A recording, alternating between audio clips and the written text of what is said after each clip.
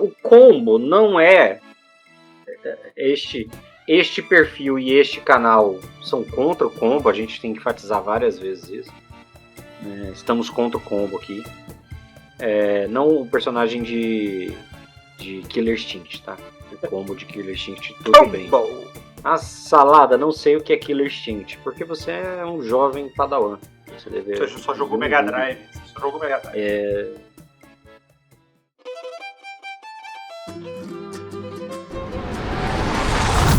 começar com o combatente é chato. Qual que é a ideia aqui? Antes de falar bem, a ideia é falar mal. Então nós vamos falar aqui de algumas coisas que a gente não gosta para as classes de combate direto, tá? Para ver se você se enquadra nelas ou se você passa perto ou se você também não gosta. E o primeiro tópico é o seguinte: o tal do combo. Cara, se tem um cara embirrado com combo, sou eu. Eu sou embirrado com isso aí. Tem gente que fala, mas tá na regra. É pra usar. Tá na regra, é pra usar. Não tem nada não, é só combinar as coisas. Cara, imagina o seguinte. Os caras estavam lá na década de 60 jogando... Qual que era o jogo que vocês jogavam na década de 60, Marcelo, que deu origem ao D&D? Chainmail. Os caras estavam jogando Chainmail. Aí os caras teve a ideia assim, cara, e se a gente transformasse isso aqui numa história, num jogo de interpretação, mas que tivesse aqui um tabuleirinho, a gente pudesse as nossas escolhas aqui, a gente pudesse fazer. O cara falou, pô, que ideia fantástica, maravilhosa. Vou fazer o RPG. Aí o cara pensou nessa daí e começou. Aí depois da década de 70 até agora, esses dias aí, ó, os caras estão pensando assim, cara, como é que a gente balanceia as coisas? Como é que a gente deixa as coisas equilibradas, deixa uma matemática complexa, jogo de dados, modificadores, proporção. É muita coisa, é muito negocinho para deixar tudo arrumadinho. Aí vem o Líbio e comba. Aí você vai mestrar pro grupo, aí você põe lá um cachorro doente, manco, com hidrofobia. Aí o Bruninho tá jogando, a defesa dele tá 12, o ataque dele tá mais 2, mais 3, o dano dele tá um D6 mais 3, o Brunão tá jogando lá com o clérigo dele, tá somando mais 1 no ataque, tá com a defesa 16, tá somando um D8 mais 4 do dano. Aí o Líbio tá com a defesa 27, somando 16 no primeiro ataque e 6 no segundo ataque. Tá dando 3d8 mais 12 em cada ataque dele. E tem redução de dano de 7 pontos a cada dano. Cara, eu não vou poder mais usar esse cachorro sarnento com hidrofobia. Eu vou ter que colocar um Tarrasque lá pra eles. Então, assim, o combo, cara, ele pode ser feito sim. Existem talentos, né, que são feitos, inclusive, para ser usados em conjunto. Você simplesmente vai potencializando aí o seu personagem. Mas o que acontece é que a galera, a primeira coisa que ela faz é simplesmente ignorar o roleplay, ignorar a história, ignorar o equilíbrio do grupo. Eles não querem saber o que os outros companheiros vão estar fazendo. Eles querem saber o seguinte: tem alguém que vai curar, tem alguém que vai lançar magia, tem alguém que vai dar equipamento para ele, e ele vai querer dar a maior quantidade possível de dano, ter a maior quantidade de ataque por turno que ele puder. E isso daí é uma das coisas que me passa raiva, porque desequilibra a mesa. Não é nem que desequilibra o sistema. Porque o sistema também compete com o combo. Se o cara comba de lá, você comba de cá e fica tudo massa. Agora o problema é quando você tem os jogadores desnivelados dentro do grupo. Onde um claramente está com níveis acima dos outros, mesmo os personagens estando dentro desse mesmo nível. E é uma coisa que os jogadores não entendem. É o que é um nível de personagem. Nível de personagem é a condição matemática da ficha que iguala ele a um certo patamar.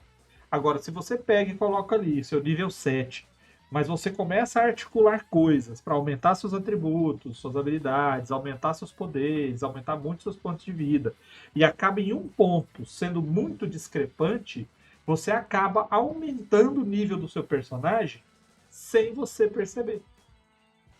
E isso daí, culpa do combo. Então, combo é chato quando ele é abusado, combo é chato quando só tem um personagem na mesa que está usando, e combo é chato quando o jogador está querendo sacanear o grupo. Tá? Se o grupo inteiro tá ali, todo mundo tem um combinho, estão todos ali equilibrados, ainda dá para jogar de boa. O combo não é este perfil e este canal são contra o combo, a gente tem que enfatizar várias vezes isso. Né? Estamos contra o combo aqui. Não o personagem de Killer Instinct, tá? O combo de Killer Instinct, tudo bem. A salada, não sei o que é Killer Instinct, porque você é um jovem padawan. Você só jogou Mega Drive. Você só jogou Mega Drive. Dê um Google aí que você vai descobrir o que é Killer Instinct. Somos contra o combo. Assim, o combo não é exclusividade de personagem combatente. Dá para você fazer combo com mago, dá para você fazer combo com um personagem expert.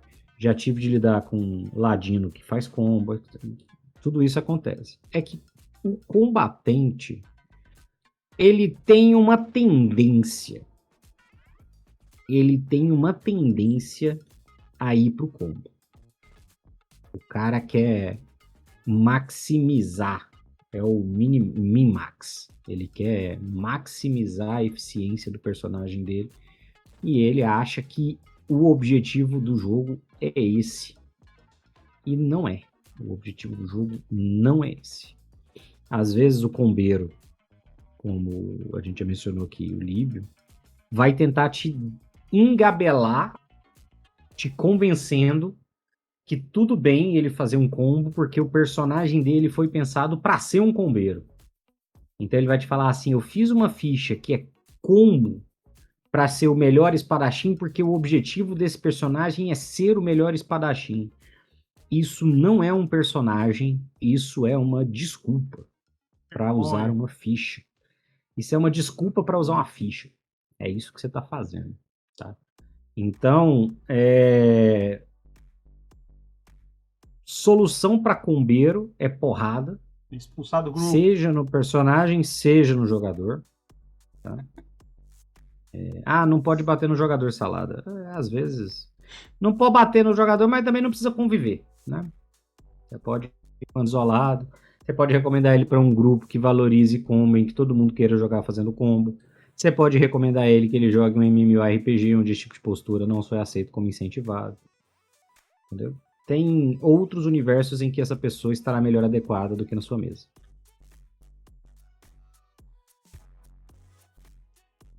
Tem que você continuar. Tava bom aqui, tá? Quase aquele ASMR que você falando aqui, ó.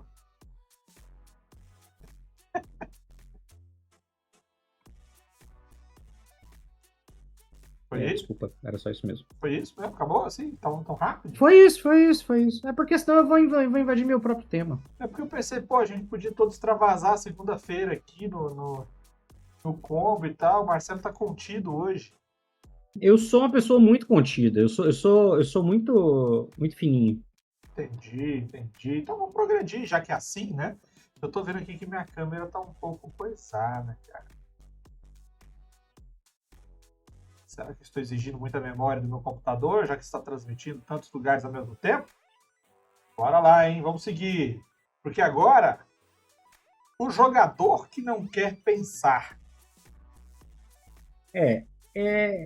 E não, em sistemas em que o combate tático é muito importante, e aí eu estou me baseando diretamente no D&D, é possível você jogar e passar muito tempo sem interpretar seu personagem. Tá? Você vai perder uma parcela considerável da diversão que você teria, mas dá para fazer, é bastante realizável. Né? O problema é justamente com jogadores que, percebendo isso, entendem que personagens cujo foco mecânico seja o combate, ou seja, os combatentes, não podem, não devem ou não precisam ter dimensões interpretativas interessantes. É como se o foco mecânico original da classe fosse um estímulo à unidimensionalidade.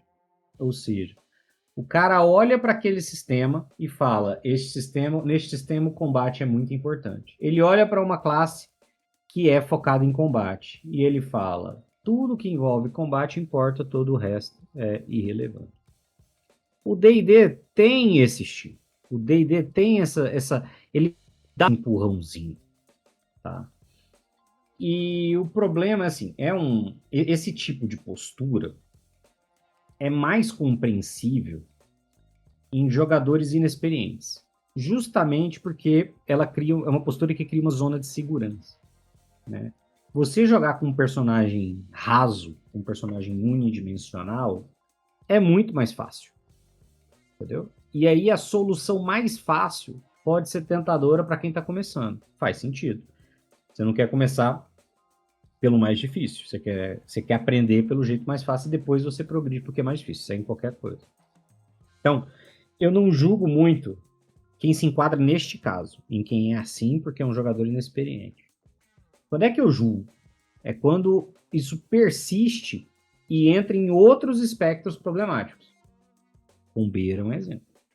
O combeiro é o cara que olha para o personagem e fala: eu vou sacrificar a interpretação em prol de ganhos mecânicos.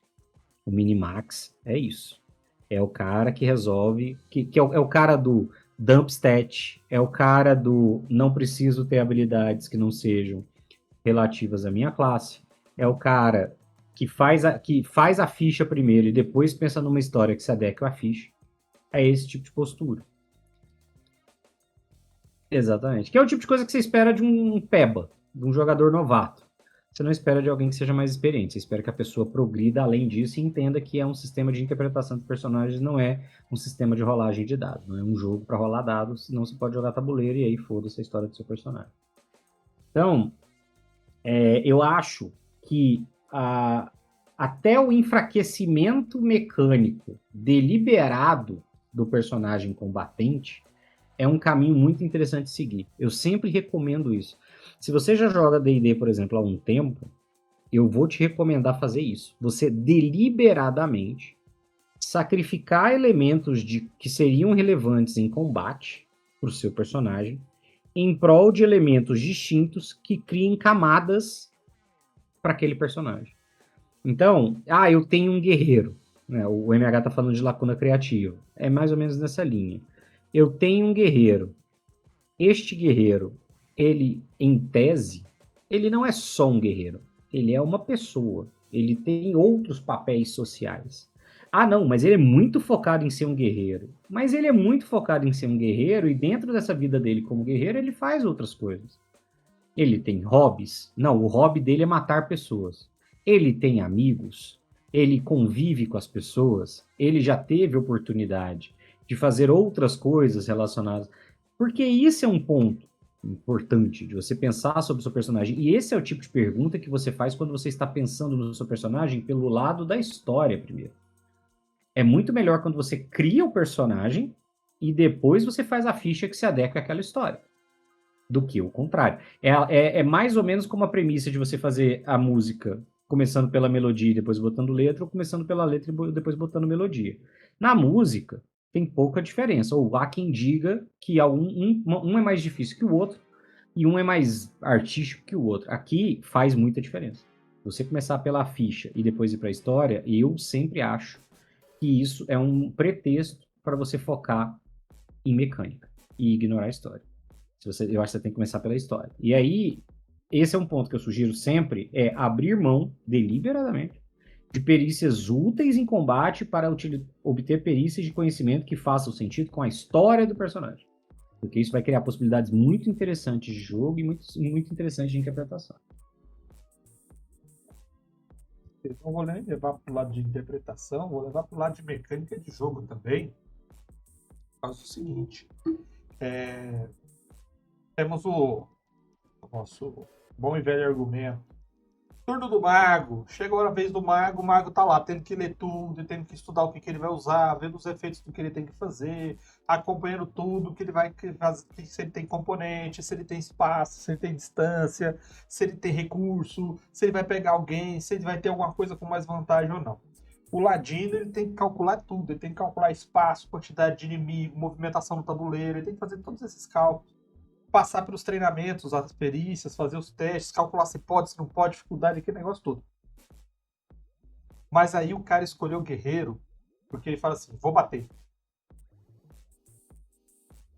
Agora é sua vez, eu vou bater. Ah, agora é sua vez, eu vou bater. Pô, mas o cara aqui tá negociando o valor do item mágico, eu vou bater. Porque ele não faz nada além disso. A única coisa que o cara tem em vista quando ele cria um guerreiro desse tipo, um combatente desse tipo, é o combate em si. Ele não quer pensar, ele não quer fazer resolução de problema, ele não quer fazer o roleplay, ele não quer fazer nada, a não ser descer o sarrafo nos outros. Então a gente vê muito isso daquele jogador que arruma briga na taverna, no meio da cidade, começa a incentivar o ladino a fazer besteira só para sair confusão do negócio. É o cara que colocou 4 a inteligência do bárbaro só pra ver o pau quebrar.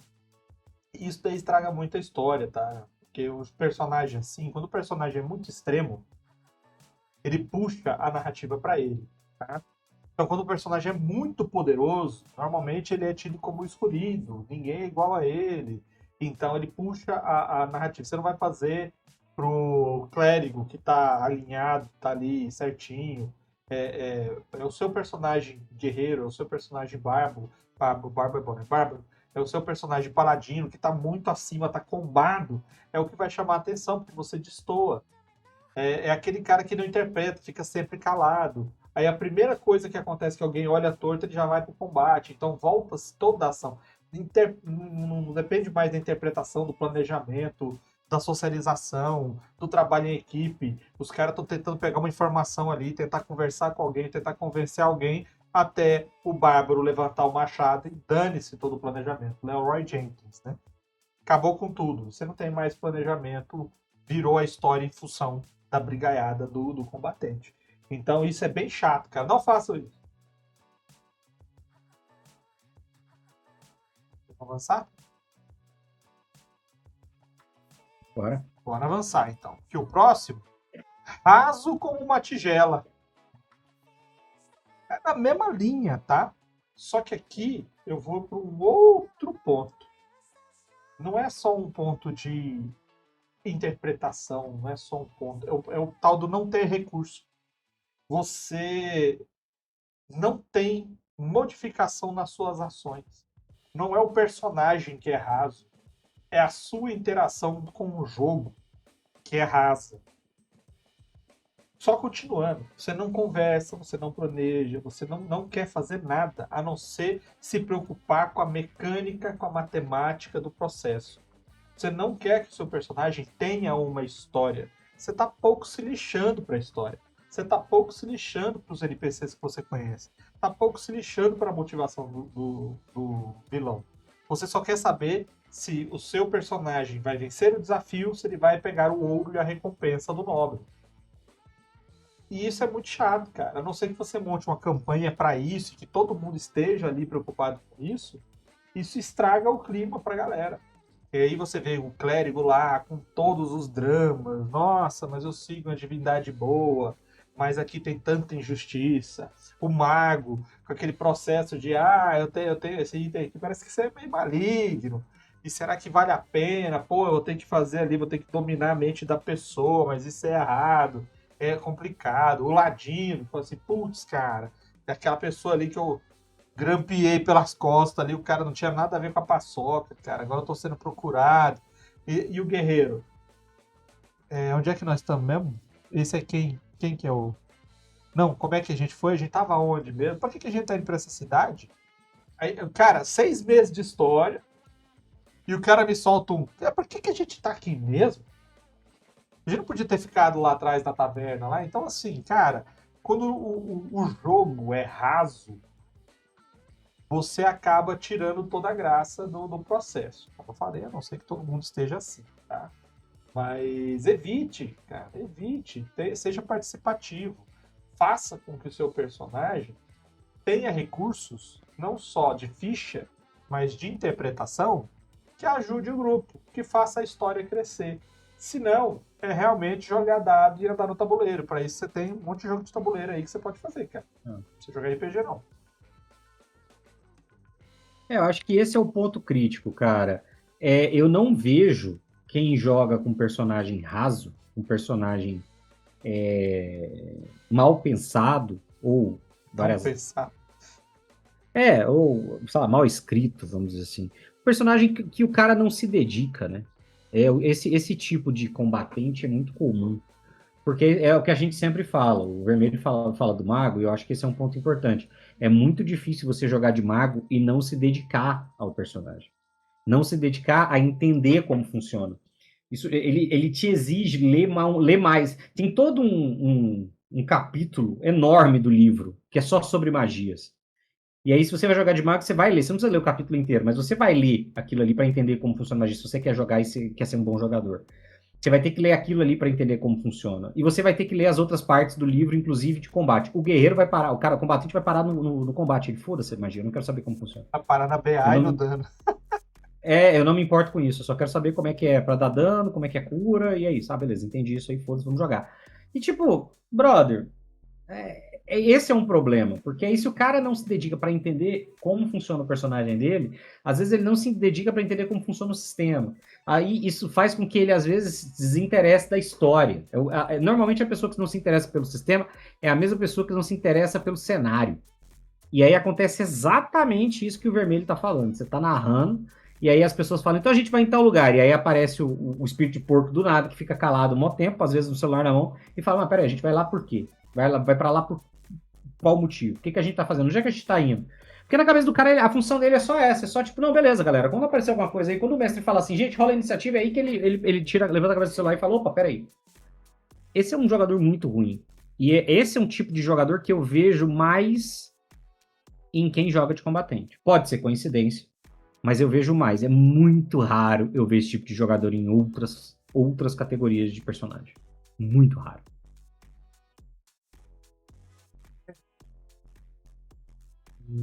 Continuando aqui, porque você sabe que a história progrede, né?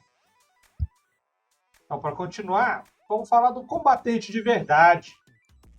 Vamos seguir aqui, avançar, para dizer agora um exemplo. Sair da tela. Falar agora um exemplo de combatentes de verdade que nós consideramos. Talvez aí sirva de inspiração para você. E por que a gente considera combatentes de verdade esses personagens aqui? Para começar, He-Man. Olha só. Por que eu considero o He-Man um combatente de verdade? Primeiro porque ele combate. Ele não, né, ele cumpre a função dele. Mas ele está muito além, cara, de ser o ser humano mais poderoso do universo, né? Porque aquele eu tenho a força é a tradução em português. Né? O termo em inglês é I have the power. Eu tenho o poder.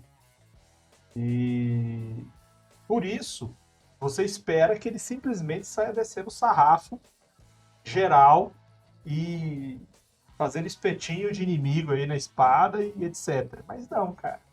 O He-Man, ele não só existe como um personagem guiado por uma ideologia, né, por um objetivo muito específico, ele é pautado por uma índole muito forte.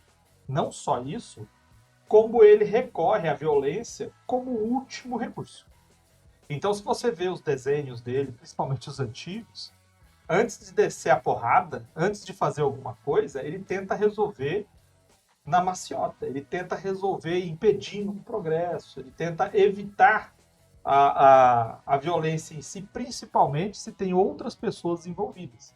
Ele não quer que inocentes sejam colocados dentro do combate. Tanto é assim que quando você tem um dos episódios de He-Man, no final ainda tem uma lição de moral, cara. Que ele fala, no episódio de hoje a gente viu que não pode atropelar velhinhos. Então, assim, poxa, eu tô falando que o combatente, então, tem que ser só um cara bonzinho e tudo mais? Não. Eu estou falando que ele é combatente, ele tem força, ele tem o poder, ele tem uma espada mágica, ele é quase indestrutível, ele tem um animal de montaria, que é um companheiro animal poderoso, ele tem uma feiticeira poderosíssima que apoia ele tem um mestre das armas, um artífice que fornece todo o equipamento que ele precisa, ele tem uma gangue de gente que ajuda ele a fazer tudo, ele tem lá a tutela do rei e da rainha, e ainda assim ele age conforme as crenças dele.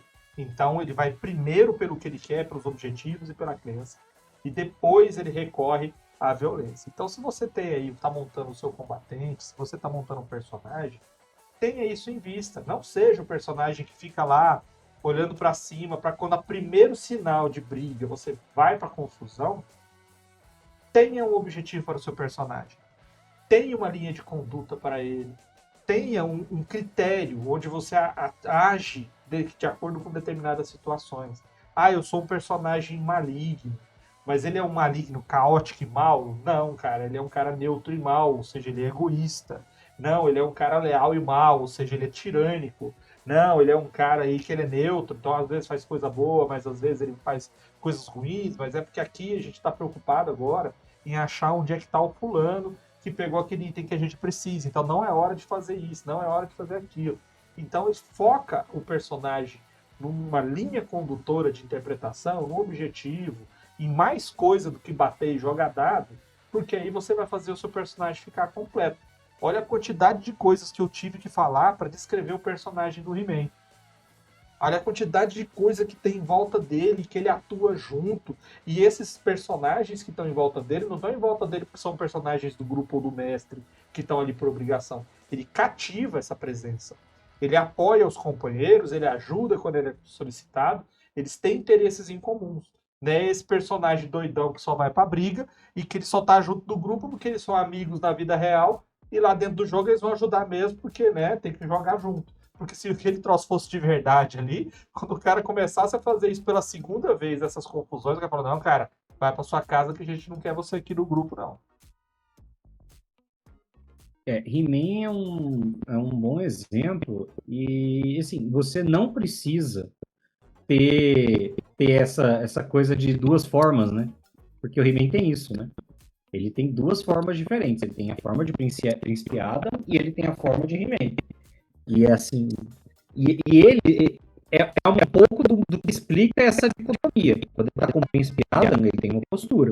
Quando ele está com o He-Man, é outra diferente. É o que ele corre a violência com múltipla distância.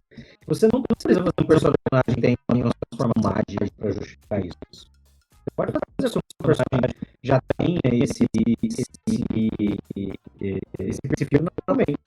Eles não precisam de algo mágico ou psicológico, algo do tipo que justifique fazer essa transição. Você simplesmente pode fazer um personagem com duas camadas, em que uma camada é uma camada que recorre à racionalidade e a outra camada é a camada do bom. Infelizmente a racionalidade acabou e agora eu vou ter que bater em você com uma espada e não com as palavras que eu pensei no meu cérebro.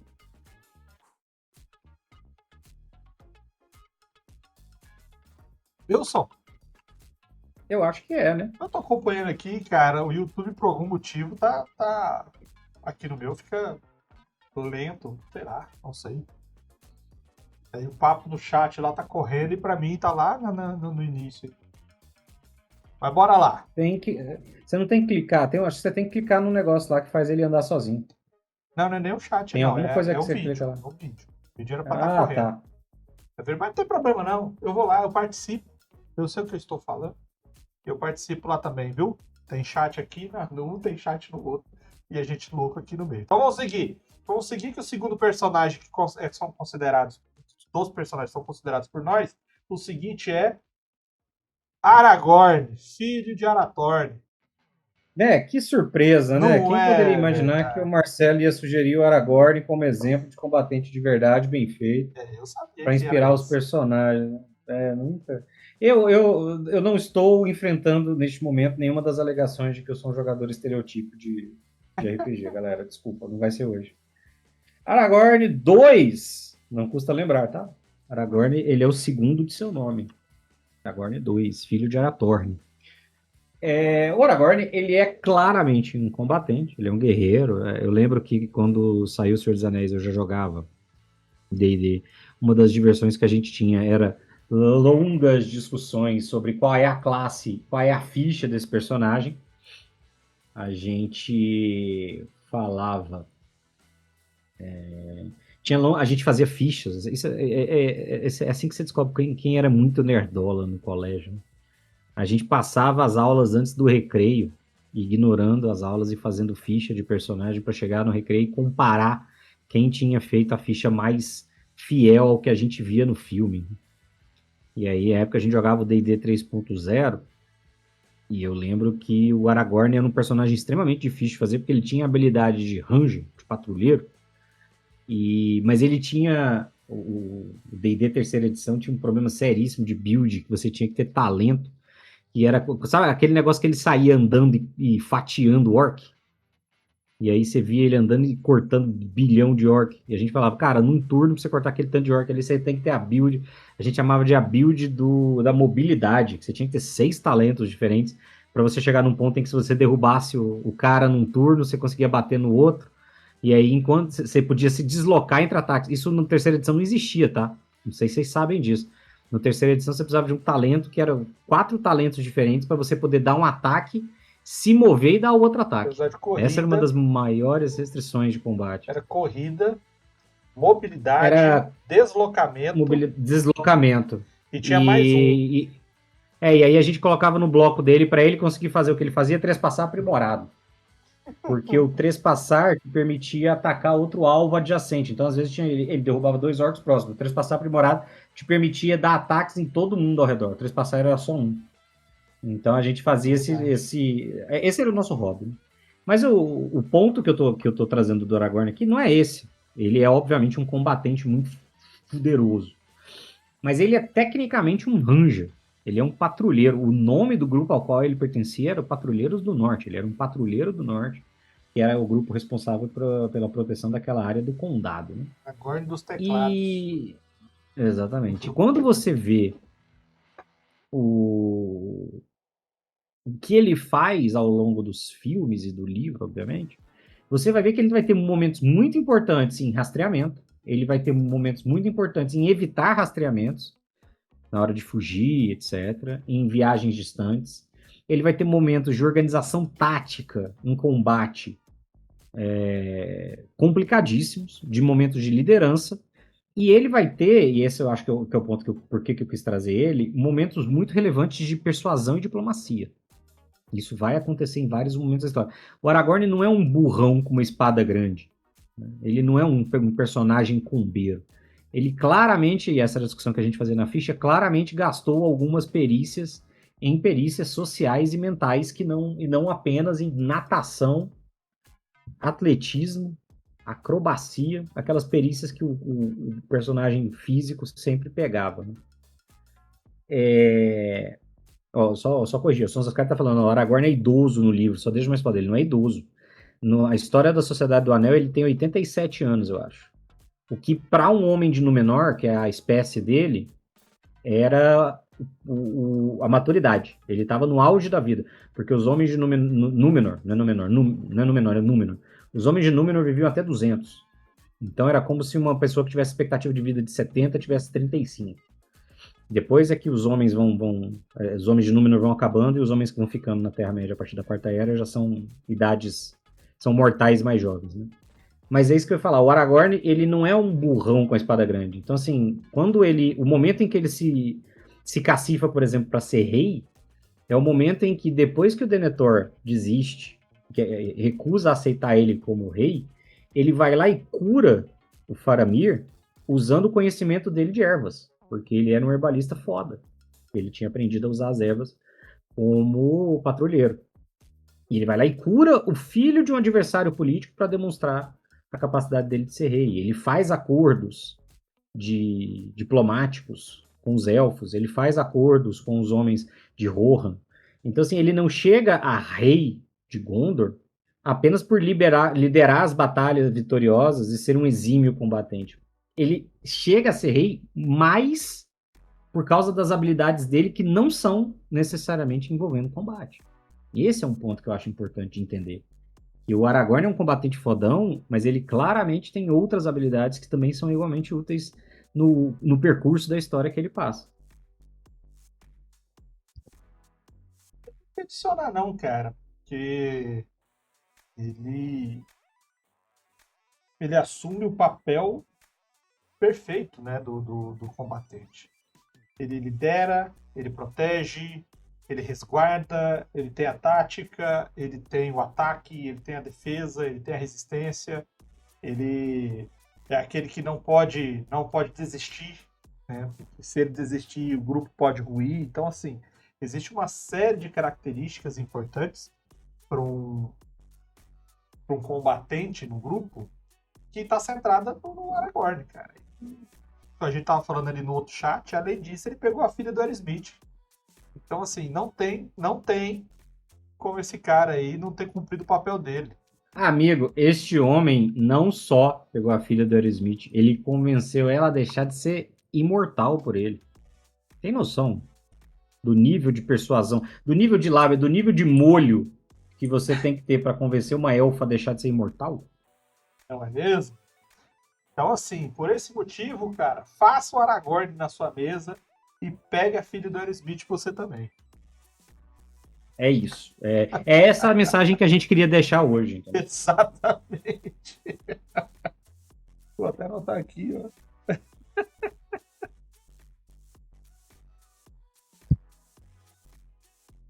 Vamos seguir. Vamos seguir que tem muita coisa ainda. E o último personagem que a gente trouxe aqui, Tenente Ripley. Mas no segundo filme. Nem no primeiro, nem no terceiro. Eu peguei o exemplo dela no segundo filme. Por quê, cara?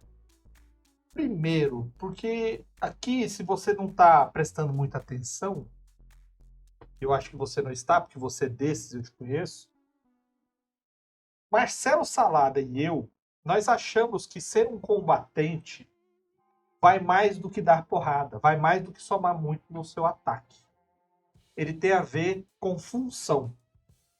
É uma função no grupo. O combatente é aquele que segura as pontas na hora da ação. É aquele que está lá para evitar que o grupo tome dano e que está lá para resolver fisicamente contra o oponente. Se você está falando de campanha medieval, o ladino, o clérigo e o mago, eles normalmente estão relacionados com o efeito em volta, com a situação do combate em si. Enquanto o combatente ele está muito envolvido com a situação em si. Ele vai agir conforme todo esse tabuleiro em volta dele, focando as atenções dele onde ele é mais necessário, onde é mais preciso que as habilidades dele atuem. E é por isso que Ripley é, sim, um bom exemplo. Se ela é uma guerreira, se ela é um ranger, se ela é uma paladina, isso aí é outro assunto.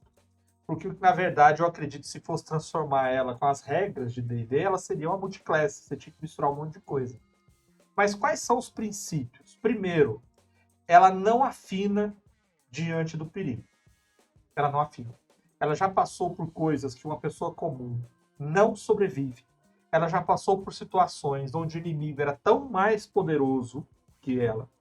E ela, mesmo assim, conseguiu um meio de achar a vitória. Como ela voltou para caçar e enfrentar novamente esses inimigos.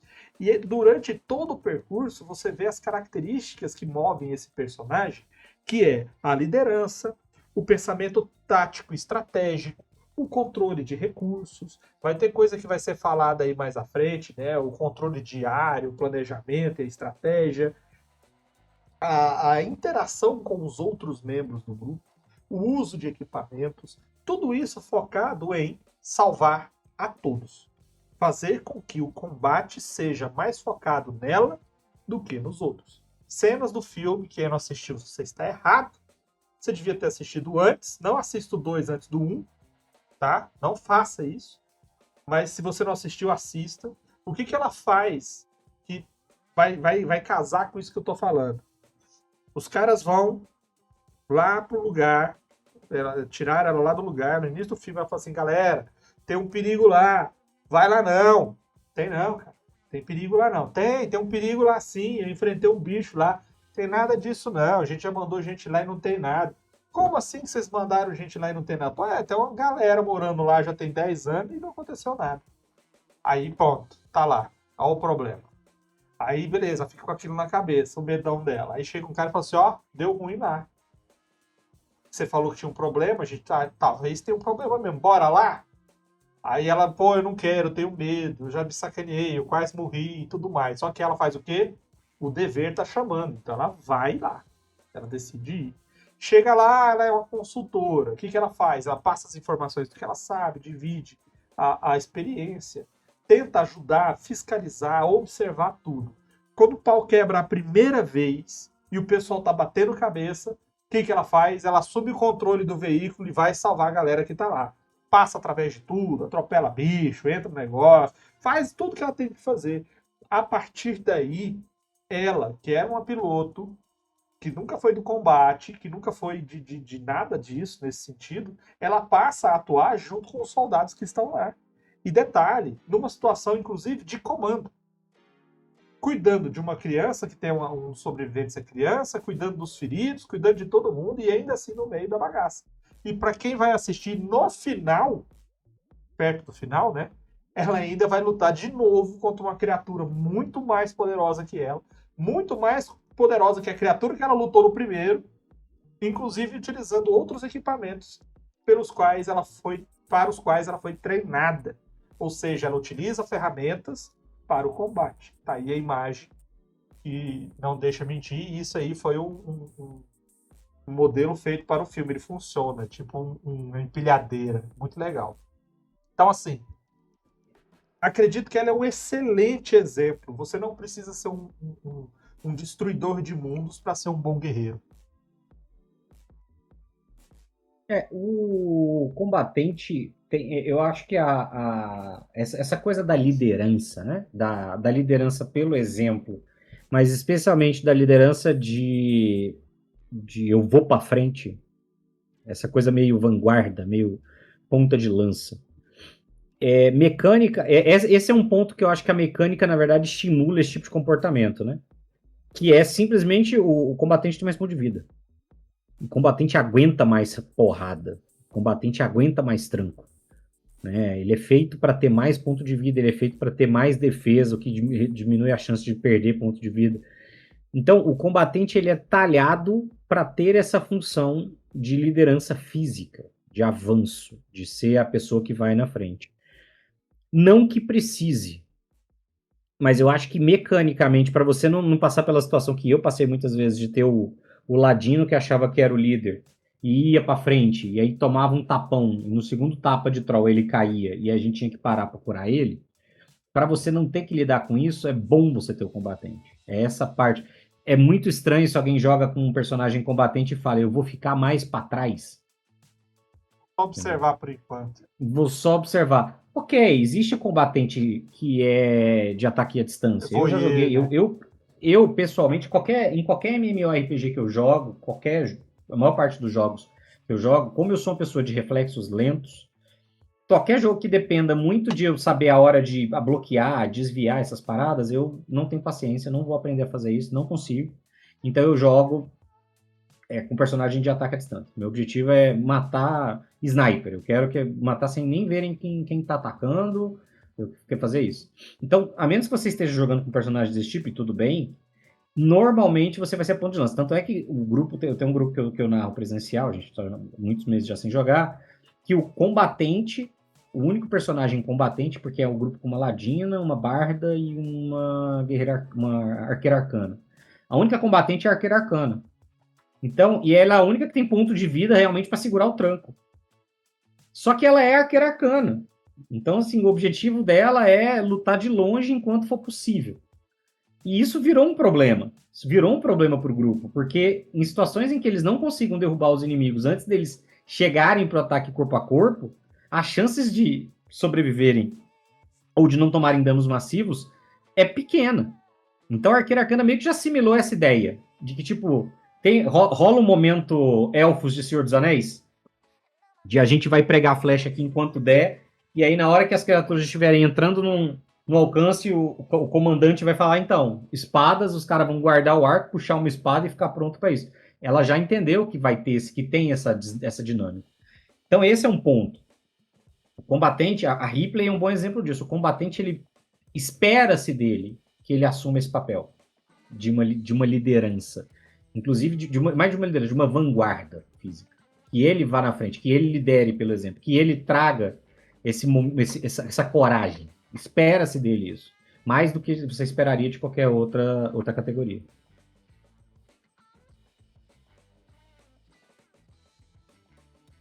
De MHG sobre predatórios, né? Comportamentos predatórios. E interessante, né? Ele acabou de equiparar serpentes e gatos.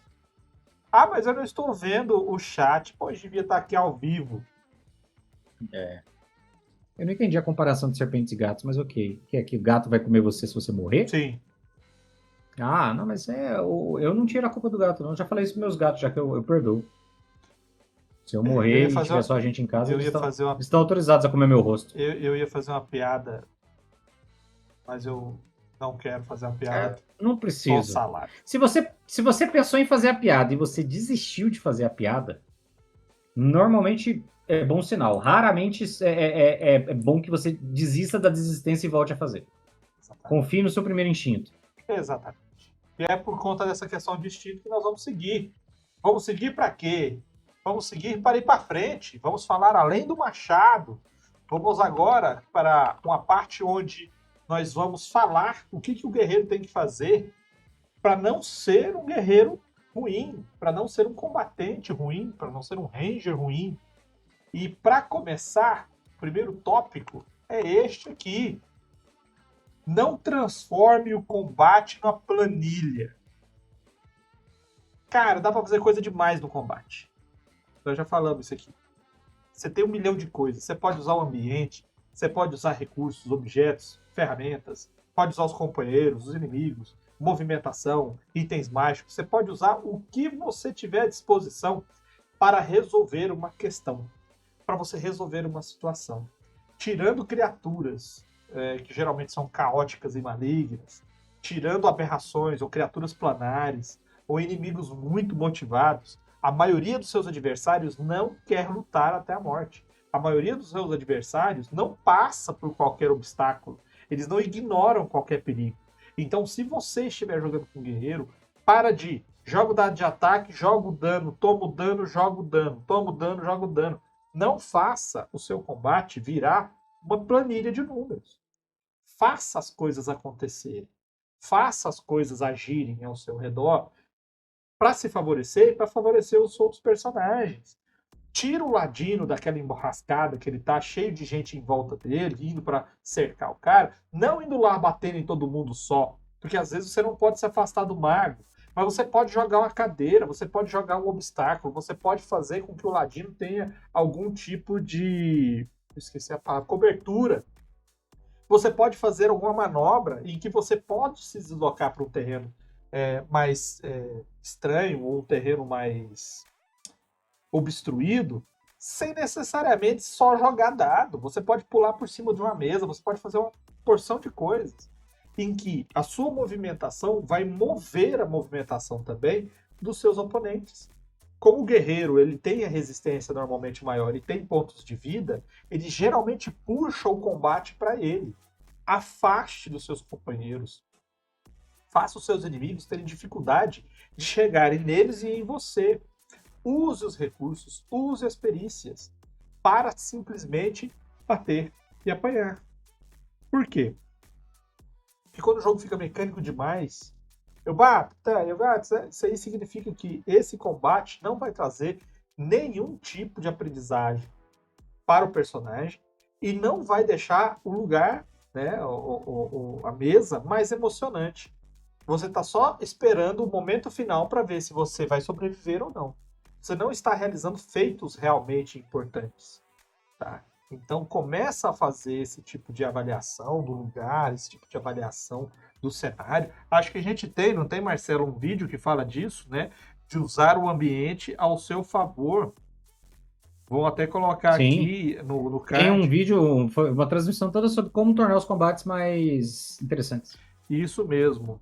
Então, cara, vai lá ver, porque só jogar dado não é interessante, não. E você não tem o que contar, porque você tá só esperando pro final. É melhor você usar alguma estratégia que reduz a quantidade de golpe para fazer um combate mais rápido do que fazer aquela sessão inteirinha num combate só porque o inimigo tem 250 pontos de vida e o guerreiro tem 130. Então, vai por mim. Vai ser melhor quando você começar a ser criativo na sua mesa. E, principalmente, não usa combo não, tá? Porque combo só ajuda para isso daí, cara. Pra jogar dado. Essa dinâmica de você chegar num ponto em que o combate é só uma planilhona, e se você estiver jogando, tanto é que tem, se você tiver, dependendo do que você estiver jogando, não é nem você que faz a conta, né? Quando a gente vai jogar online, a gente jogava o Warhammer Fantasy, e aí ele tinha tanta tabela, tanta coisinha pra você levar em conta no combate, que esse realmente é o tipo de sistema que é melhor você jogar online. Porque aí você rola o dado e o sistema fala pra você aqui, ó, então, você acertou a cabeça dele aí, rola o crítico aí, ah, beleza, você matou ele. Do que para você não ter que ficar parando para conferir tabela. Esse é o único momento em que é válido para você acelerar o combate. Em outras situações, quando fica muito maçante, e aí eu realmente recomendo ver o vídeo em que a gente fala sobre como tornar combates mais interessantes. Quando fica muito maçante, cara, esse é um dos fatores que eu acho que mais desestimula a você jogar de combatente. Porque realmente, qualquer combate que se estende por, sei lá, 6, 7 turnos, dependendo da situação, o cara que é combatente perde interesse. Isso é batata. Mas é assim, garantido. Se você não tiver usando formas de manter esse combate interessante, o cara tá só rolando o dado e vendo o resultado para ver dano. Ah, não, tá, rola aí o ataque. Ah, rolei o ataque aí. Qual que é o dano? Tanto, beleza. Próximo turno, mago.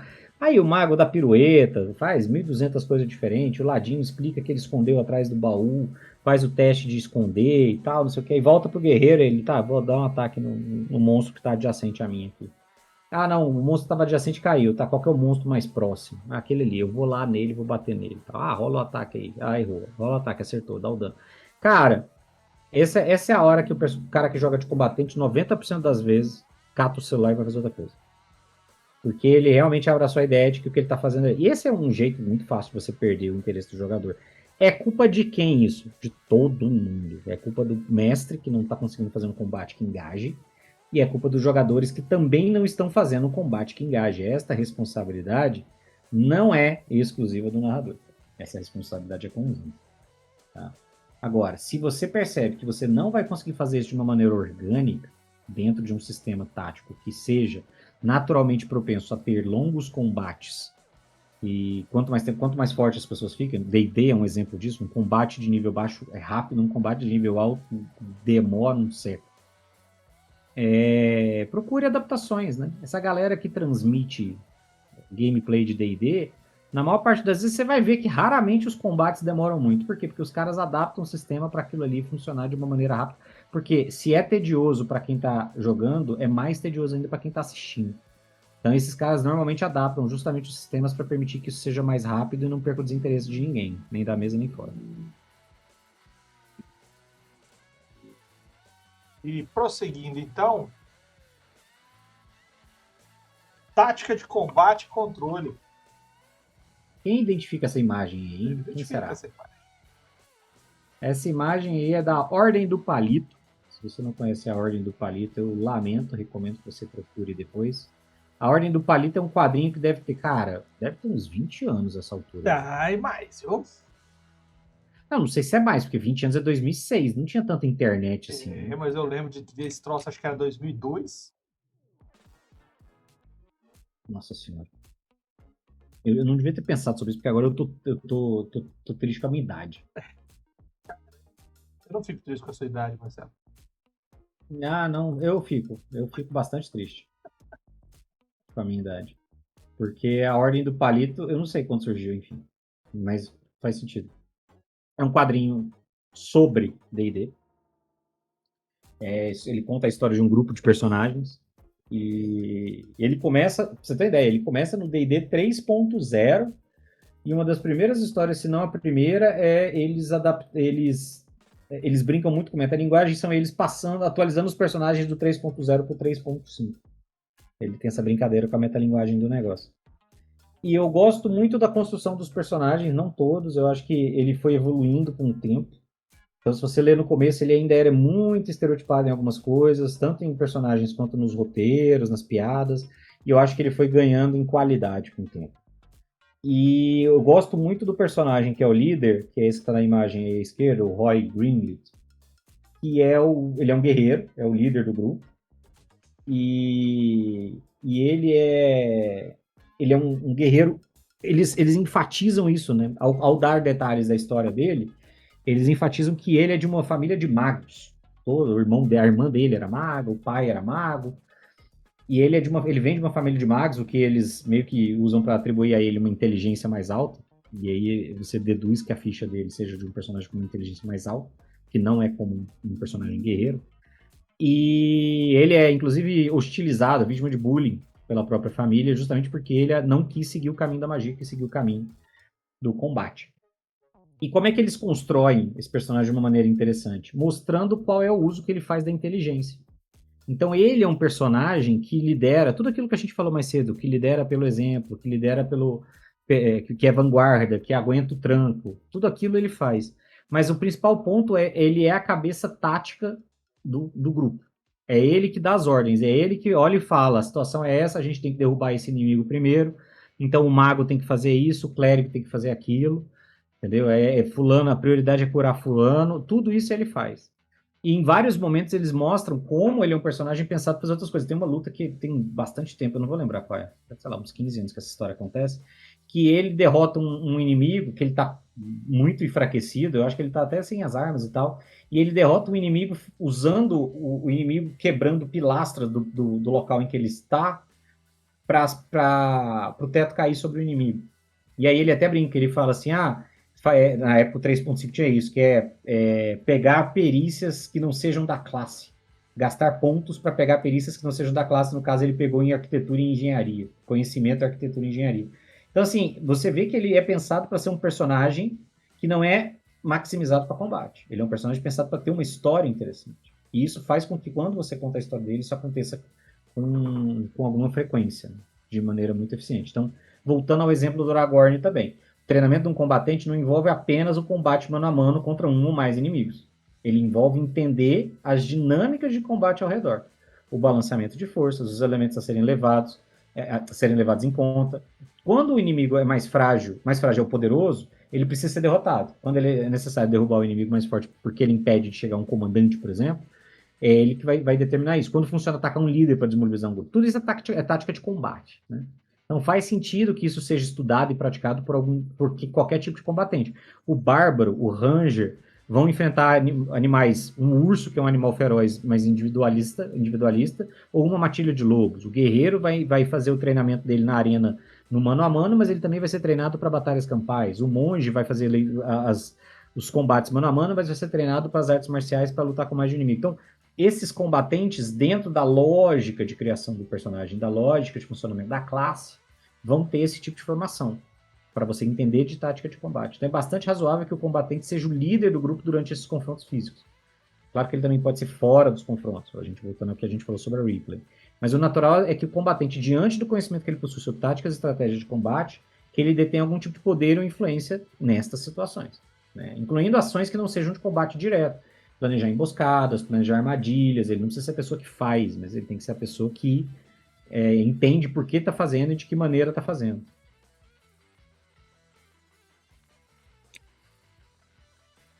Estou vendo aqui o Simon lá no chat do YouTube.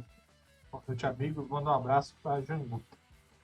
Eu fiquei lendo o Janguta pensando se era alguma pegadinha. Eu também, eu tô lendo aqui enquanto você tá falando, eu tô lendo. Do tipo Paulo alguma coisa, mas acho que não. Eu refiz na minha mente, não é? Então um abraço para Janguta.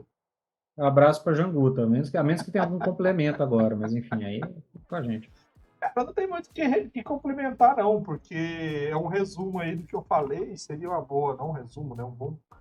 Uma boa conclusão daquilo que eu falei, né? Quando você tem a capacidade de combater a capacidade de resistir e a capacidade de pensar estratégias, ele é o personagem que vai auxiliar no controle da área, ele que vai fazer o comando da ação. E normalmente em grupos de aventureiros, não só no RPG, tá na literatura também, é normalmente o combatente que assume esse papel. Dificilmente você ouvir o mago sendo o cara que pega a frente para liderar um combate, uma situação dessa, porque ele está muito preocupado com as minúcias do processo conjuratório dele. Então, o ladino geralmente ele age mais sozinho, ele não depende dos outros, ele geralmente está numa situação de furtividade ou numa situação de distância. Então, sobra para o combatente essa função. E ele tem o balanceamento para isso, ele tem a capacidade suficiente para fazer isso, porque ele não precisa gastar recurso em magia, por exemplo, ele não precisa gastar recurso em algumas habilidades específicas, algumas atribuições específicas para efeitos diferenciados. Ele normalmente já tem a ficha voltada para o combate. Então, quando ele tem aquele extra, é o extra que você pode usar para isso. Você não precisa gastar para ter magias a mais, ou você não precisa gastar para ter componentes, ou você não precisa gastar para ficar se protegendo, porque você não pode tomar dano. E é um guerreiro, o bárbaro, o ranger, o monge, é que assume essa tarefa. Eu já gastei ponto de personagem no 3.0 para aumentar a quantidade de línguas que meu personagem falava. Eu preocupei com isso também. Eu jogava com um multiclasse de guerreiro bárbaro.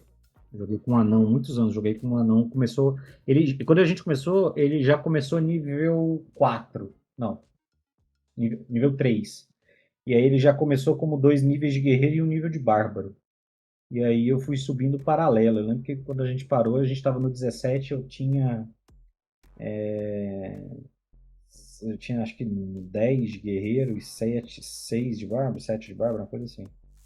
E eu tinha ponto, eu gastei ponto pegando língua adicional, gastei ponto de perícia para línguas, gastei uns pontos, meu personagem era um anão, eu gastei uma caralhada de ponto com um negócio de engenharia, que ainda não tinha aquele bônus de vantagem para teste envolvendo construção em pedra, né? Acho que tinha uma menção, talvez, acho que tinha um bônus. Mas meu personagem era tipo o Bob o construtor, assim. O maluco, eu bati o olho numa estrutura construída por mãos humanoides e sabia quem tinha sido e quando.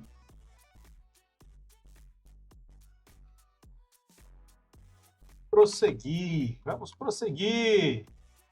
E agora chegou uma hora legal, o tópico 4. Vamos falar de ponto forte e ponto fraco. Sr. Salada e eu, nós escolhemos, cada um de nós, uma classe para comentar esses pontos fortes e pontos fracos, de acordo com a nossa visão pessimista e totalmente enviesada. E para começar, o Ranger. Eu quis trazer o Ranger, porque o Ranger... Não interessa o quanto eu estude inglês, eu sempre vou continuar chamando Ranger de Ranger. O que é engraçado porque eu falo Power Rangers, mas eu sigo me recusando a chamar de patrulheiro, que é o nome em português. Na minha época não... Eu tenho quase certeza que o livro 3.0 em português não era patrulheiro, era Ranger. Era Ranger. Eles simplesmente não traduziram. Não, eles não traduziram. Patrulheiro veio, acho que naquela edição que a gente nunca Quarta. Isso, quarta. Ué. Eu vou falar. Eu tô cansado de fingir que essa merda não existe. Não, sacanagem. O Ranger, o patrulheiro, ele sempre foi uma classe muito criticada. Eu vejo muita gente criticando. Eu mesmo já critiquei em vários pontos. E aí eu tô tentando ser coerente com o meu primeiro ponto hoje, que foi a maior parte das reclamações cai exatamente na ideia de que é uma classe mecanicamente inferior. Essa é uma reclamação constante. As pessoas sempre vão falar, isso é desde a terceira edição. O Ranger é fraco. O Ranger não é um combatente tão forte. O Ranger é um Ranger de mesmo nível, vai ser sempre mais fraco que um guerreiro. O Ranger, dependendo da edição, o Ranger mais fraco, vai ser sempre do mesmo nível, vai ser mais fraco que o monge. O Ranger vai ser mais fraco que o paladino. E olha, não é de todo errado. Em várias situações, o Ranger efetivamente sai em desvantagem na força de combate se comparado a um guerreiro, um bárbaro, por exemplo, do mesmo nível. Tá? E você ser mais fraco em combate do que outras classes quando você é um combatente é, de fato, um problema. Então, este pode ser visto como um ponto fraco, certo? Se você é um Ranger, existe uma possibilidade. O seu grupo talvez conte com você tendo um nível de capacidade e você não tem. Isso é um risco. Qual que é o ponto forte? E aí o MHG falou ali no chat e eu vou corroborar. Ele falou, o Ranger é situacional. E é isso mesmo. O Ranger, ele é situacional. O Ranger é uma classe focada em ser específica. E aí eu estou tentando explicar por que eu acho que isso é um ponto muito forte em relação ao que a gente falou sobre construção de personagem. É que é uma classe fortemente associada ao cenário e à história do próprio personagem. Então, o Ranger em edições anteriores, ele ainda é muito vinculado a biomas específicos. Ele tem o terreno favorito, né? E ele também vai ter o inimigo favorito, mas ele tem o terreno favorito. Floresta, montanha, pântano, costa, enfim. Que é o local em que aquele personagem... é o local que aquele personagem patrulha, como um patrulheiro. É o local que ele protege. O Mega lembrou que tem edição que chama ele de guardião, né? Então, assim, para mim, o Ranger ele exige uma história condizente. Se o seu personagem é um Ranger de floresta, você tem que ter uma história condizente. E aí você vai olhar para o cenário em que você está jogando e vai falar, ok, ele é vinculado a essa floresta. Por que ele é vinculado a essa floresta? De que maneira ele é vinculado a essa floresta? Qual é a história dele com essa floresta? Então, eu acho que é mais difícil você fazer... não é impossível, obviamente. O jogador ruim sempre vai dar um jeito de fazer isso.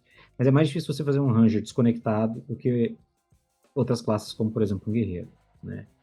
E eu acho que um outro ponto que ajuda nesse sentido é, se você observar subclasses das outras classes de combate, você vai notar que elas estão mais vinculadas a outros elementos, né? A subclasse do guerreiro, elas são muito vinculadas ao estilo de combate, as armas que ele utiliza, ou as formas específicas de lutar, né? A mesma coisa vai acontecer com o monge, as subclasses são muito mais vinculadas às formas específicas que ele encontra para lutar, às armas que ele utiliza, etc. O bárbaro e o paladino são um pouco diferentes porque eles são definidos nas suas subclasses pela origem do poder. O bárbaro começa a ter aquilo de o meu poder vem da floresta, o meu poder vem dos espíritos ancestrais, o meu poder vem da tempestade, o meu poder vem de uma energia mágica caótica, é outra linha. O paladino é do voto dele. O que ele prometeu fazer? É proteger uma floresta, é proteger os mais fracos, é ser um conquistador, é se vingar. É a origem, as subclasses são vinculadas a essa origem do poder, de onde vem o poder. O Ranger não. O Ranger continua vinculado ao bioma, ele continua vinculado aos inimigos que ele enfrenta. Então, um bom Ranger, o Ranger bem construído, ele é um elemento de cenário. Ele é um elemento de cenário, ele é um elemento de história. Né? As subclasses às vezes até vão entrar em um pouco em estilo de combate, o mestre das bestas, o caçador, mas quando você olha para o perseguidor obscuro, né, o Gloomstalker, quando você olha para o andarilho do horizonte, o Horizon Wanderer, Horizon Walker, eles são muito inerentemente conectados ao bioma ou a um tipo específico de situação dentro do cenário. E eu acho que por isso o Ranger tende a ser um elemento muito melhor para trabalhar tanto o personagem do jogador quanto para o mestre.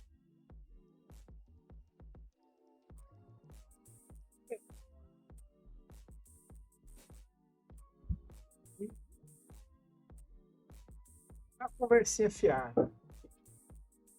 Porque ele já começou o papo de mestre falando do Aragorn. O Aragorn é o foda.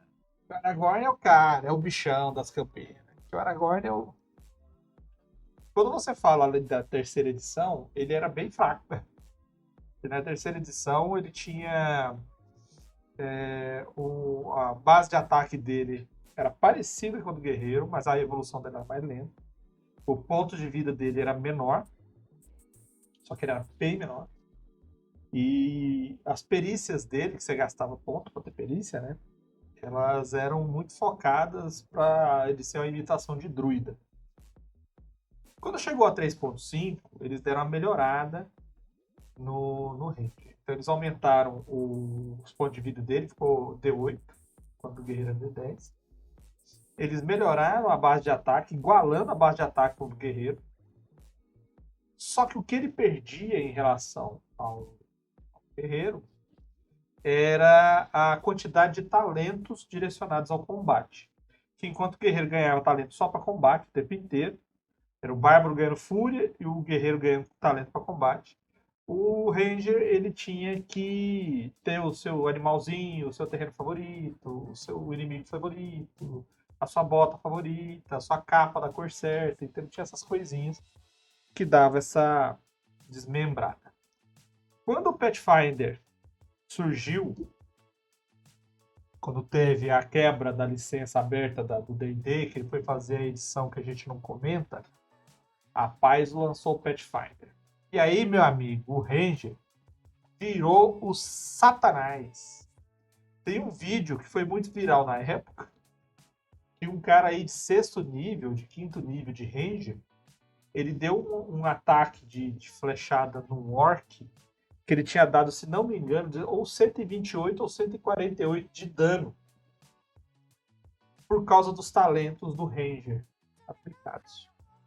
Então, assim, existe sim esse pequeno decréscimo. Só que, quando o Ranger chega na parte onde ele é especializado, você esquece. Porque aí ele começa a ser superior em diversos sentidos. Então, vocês estavam falando aí, eu estava entretido numa treta organizacional aqui da transmissão, mas eu escutei vocês falando agora eu esqueci, olha só. Mas vocês estavam falando da especialidade, que tem sistemas que o Ranger é subclasse, tudo mais, especializações. E é isso mesmo, cara. O Ranger, ele é um guerreiro ultra especializado. Ele atua num nicho muito restrito de situações. Tanto é que, dependendo do sistema, se for o D&D antigo, se você estiver pegando sistemas muito parecidos com ele, você vai ter problema de jogar com o Ranger. Porque o Ranger, geralmente, ele é quase um druida. Ele não quer se meter na cidade, ele não sabe se virar na cidade, ele não sabe se desenvolver, a não ser caçando ou indo para o mato ser guia. Tá? Mas eu sempre gostei da classe, eu sempre achei ela muito legal, mesmo porque você está jogando, na maioria das vezes, um RPG fantasioso, onde viver no mato em situações de ambiente selvagem é muito comum. Tá? Então é sempre bom você ter um Ranger ali perto. Se você não vai montar nenhum guerreiro ou bárbaro, que são as classes porradeiras, por assim dizer, o Ranger é a terceira opção para você bater mais. Aí o pessoal fala assim, mas tem um monge até 5º nível. Depois... O monge do 5ª edição vive no combo. continua forte. Vive no combo. Não. Vive no combo. É combo. O monge... Vive no combo. O monge do 5ª edição bate muito, qualquer subclasse. Tem que fazer combo. Só no combo. Ele não é... Ele não dá. Eu gosto do monge. O monge, pra mim, sempre foi a classe que eu preferi. Minha classe favorita era o monge. Só que ela nunca tá legal. Ela sempre tem alguma coisa que tá desregulando ela de sistema para sistema, de edição para edição.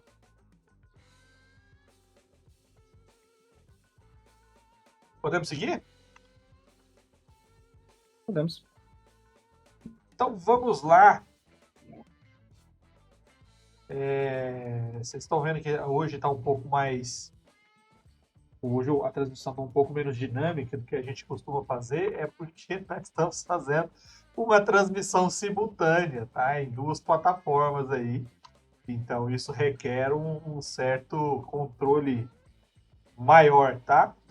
Então a próxima classe com ponto forte e ponto fraco, Paladino. Olha só, e você achando que a gente não ia falar desses temas delicados, né? Paladino. Cara, Paladino ele tá aí acho que desde quando os caras jogavam tabuleiro lá do blockchain lá do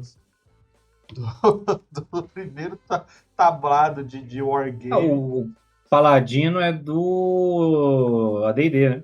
Não, é da primeira edição. Não, primeira edição não tem Paladino, não. Eu acho que tem Paladino, sim. Não. Eu não posso bater o edição... martelo, porque eu não lembro. Primeira edição é guerreiro, usuário de magia, anão e elfo. Mas eu Não sei, tem nem clérigo. eu não estava lá. Se Marcelo falou, É o AD&D que vai surgir com O paladino, AD&D druida. O AD&D vem com paladino, druida e eu acho que guerreiro, clérigo. tem o guerreiro, o Não, o guerreiro já clérigo, tinha. o Ele elfo, continua tendo guerreiro. o elfo, o Ele anão. continua tendo guerreiro. Ele continua tendo guerreiro, tendo anel. Ele só acrescenta.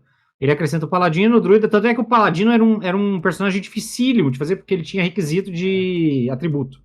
E para você conseguir os Verdade. atributos de paladino, você tinha que rolar muito bem nos dados. Você tinha que ter força 16, constituição Eu acho que 16 era carisma força de 18. constituição ou força de sabedoria. É, uma coisa assim. Carisma 18 você tinha que ter. Então era 16, 16, 18. Enfim, Uhum. mas qual que é o lance? Essa classe, cara, é uma das classes mais marcantes do D&D, cara. O paladino, normalmente, ele é tratado nas histórias como o ponto focal da virtude. Inclusive, eu não sei como é que tá agora na quinta edição, porque eu realmente não me interessei muito sobre alguns desenvolvimentos de classe. Mas sempre existiu a restrição do paladino quanto à tendência. Ele tinha que ser leal e bom. Ele tinha sempre que ser de uma divindade benigna e ele tinha que ser leal e ele tinha que ter essa restrição de comportamento muito intensa. Por quê? Porque ele era para isso. E isso, ao mesmo tempo, trazia para ele poderes extremamente fortes, como também trazia sempre limitações muito grandes de interpretação. Porque o jogador não podia fazer nada, ele tinha que seguir aquele tipo de ação. Se o cara é leal e bom, ele não pode tropeçar, ele não pode. Ele esbarrou em alguém sem querer, ele tem que pedir desculpa. Ele esbarrou em alguém por querer, ele tem que pedir desculpa. Se alguém esbarra nele, ele tem que pedir desculpa, ele tem que fazer um monte de coisas. Porque ele é assim e é assim que ele mantém os poderes dele. Em compensação, força, né? Força, cara. Ele tem força em diversos tipos, em diversos níveis. Então eu separei aqui uma listinha de alguns pontos fortes e pontos fracos dele, porque ele é um personagem legal de se jogar. Marcelo vai falar um foco dele na quinta edição muito melhor. Mas ele é um personagem muito legal porque ele tem uma capacidade, uma série de poderes e tarefas e funções na classe que deixa a coisa bem interessante e muito boa. Tanto para você criar uma história, um background e para ter um personagem menos raso, igual a gente falou no outro corte aí, como também para descer o sarrafo, meu amigo. Então, assim, ó, no combate, o que ele tem de forte? Primeiro, ele tem aqueles golpes divinos dele, aquelas explosões, os ataques divinais dele, que são muito poderosos. Algumas magias, auras específicas para proteção, para ataque. Tem códigos e juramentos. Tudo isso é convertido por uma situação de combate, de ataque e defesa muito intensa. Então, ele é aquele cara que é colocado ali para ser realmente o bastião, para ser aquele que vai ficar até o último recurso, aquele que vai ser ou vai levar os últimos golpes do grupo, ou vai ser o último a dar golpe no grupo, porque ele é feito para durar a batalha inteira. E além disso, cara, não só de números e poderes ele vive, mas também ele já tem aquilo que se espera de um paladino no combate, que é essa durabilidade e resiliência. Então, o cara que já escolhe o paladino, ele já vai com a cabeça voltada pro eu vou ser muito casca-grossa, e aquele que puxar a briga comigo tá assinando aí um termo de irresponsabilidade, porque sabe que eu vou pelo menos arrancar os 2 dentes. Então, esses são os pontos bem marcantes aí no combate. Mas tem ponto negativo também no combate, tá? Os recursos deles não são infinitos. Principalmente nos primeiros níveis, é bastante limitada essa ação, a quantidade de ataques mais poderosos que ele tem, tá? As auras dele também depende de certa distância dos aliados, ou seja, a condição do combate tem que ser muito bem pensada. Se o grupo dispersar demais, ele não consegue ajudar, ele não consegue fazer essa integração e usar essas habilidades de aura para os companheiros. E por ter essas exigências de algumas habilidades dele, que ele tem que ter carisma alto, ele tem menos ponto para jogar nos atributos de combate, que é força e constituição. Então, não é igual o guerreiro. O guerreiro geralmente joga força e constituição, força, destreza, constituição. O paladino ele tem que jogar força, constituição e carisma, ou força, inteligência, ou destreza, constituição e carisma. Então ele já fica meio desfocado nessa situação, tá? A defesa dele geralmente é boa, né? Ele normalmente usa armaduras poderosas, armas grandes e tem as armas especiais dele também. E também tem a questão da interpretação. E eu acho que de todos eles têm uma certa guia interpretativa, tá? Todas as classes. O guerreiro é a mais aberta, mas o mago já é focado numa área de interesse que ela é muito precisa. Né? O clérigo também. O guerreiro e o ladino já são um pouco mais fora, mas o paladino, toda a estrutura dele, mais do que o clérigo, é totalmente voltada para aquele juramento que ele fez com a divindade dele, ou com a existência dele, ou com o código de conduta dele. Existe uma diretriz muito forte que está ali. E isso daí dá para ele uma essência, um background, uma estrutura de personagem muito rica para ele explorar. Não é à toa que muitas histórias, se tem paladino, normalmente o paladino vai ser o foco da maioria dos contextos da história. Porque ele é aquele cara que segue um código de conduta. Se o mestre ficar botando objetivos que não vão com a conduta dele, normalmente o paladino não vai obedecer, não vai seguir aquilo lá. Então tudo se volta para o paladino. Fora isso, a gente vê que os próprios personagens de cenário normalmente já consideram o paladino como uma bússola, né, de autoridade. Então já focam nele como um exemplo de liderança. E, querendo ou não, cara, todo mundo gosta de um arco de redenção. E nada melhor do que um personagem para se redimir do que aquele que estava em cima do banquinho e caiu, né?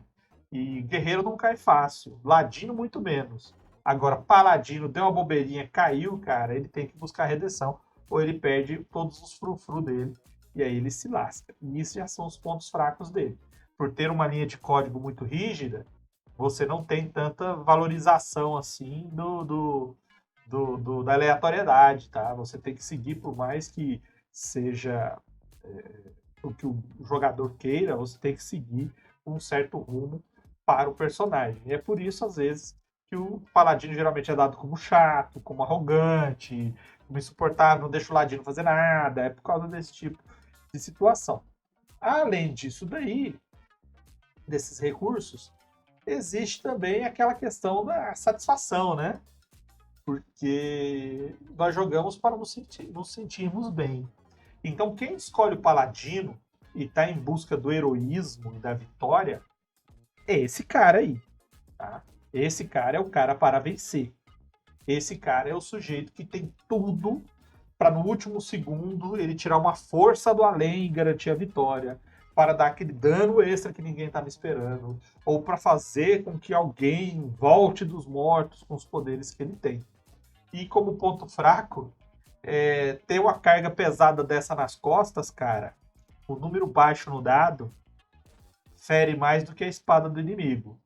Porque você ter uma sequência de dado ruim, depois que você joga um smite, na hora crucial, e você não consegue nem arranhar o seu inimigo, é bem broxante. O Paladino é um tipo de personagem que eu acho muito... É muito fácil de você perder a mão, tanto jogando quanto narrando. Né? E aí eu acho que tem um problema de conceito. O Paladino, até a 5ª edição, eu estou ignorando a edição que deve ser nomeada, ele tinha esse problema de ser o negócio da bússola moral. E aí era muito chato você jogar com um paladino. E você ter um paladino no grupo era um estorvo também. Por quê? Porque uma parte considerável da vida de... A gente sempre fala aqui como é legal você fazer situações no seu RPG que sejam cinzas, que não sejam pretas e brancas, que não sejam maniqueístas, né? Que não esteja muito tão certo o bem e o mal, tão certo o certo e o errado. E o Paladino não é isso. O Paladino é um personagem feito para... Existe o certo e o errado, existe o bem e o mal, e eu tô sempre do lado certo, eu tô sempre fazendo o bem. Então o Paladino, ele era muito embarreador de plot. Ele era muito embarreador de ação. E, porra, isso é um estorvo, cara. Dá pra narrar dando volta nisso? Dá. Dá pra fazer isso. Entendeu? Mas é arriscado.